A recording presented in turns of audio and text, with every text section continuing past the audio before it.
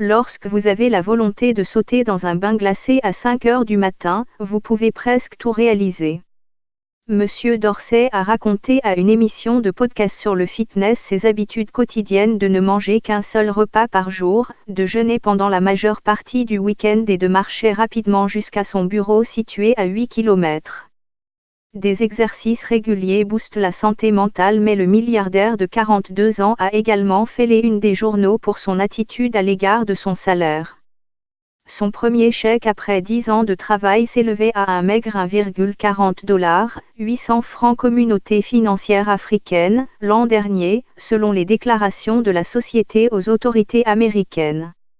L'homme le plus riche de tous les temps, Mark Zuckerberg, fondateur de Facebook, et Larry Page, celui de Google, gagnent chacun $1 par an. Le fondateur d'Amazon, Jeff Bezos, l'homme le plus riche du monde, a un salaire de base de 81 840 $, environ 47,5 millions de francs Communauté financière africaine, par an, qui n'a pas changé depuis 1998. Même le milliardaire Warren Buffett a un salaire relativement modeste de 100 000 $, près de 58 millions de francs Communauté financière africaine. Son salaire réel dans cette entreprise était également symbolique, 2,75 $, près de 1600 francs Communauté financière africaine, en référence aux frais de 2,75% facturés sur les transactions.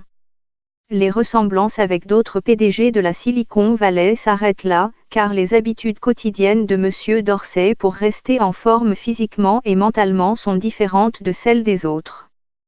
Kylie Jenner devient la plus jeune milliardaire du monde, le plus jeune milliardaire d'Afrique kidnappé. Il a déclaré dans le podcast de Ben Graham Field Fitness qu'il se réveille à l'aube pour alterner des bains de 3 minutes dans de l'eau glacée avec 15 minutes de sauna.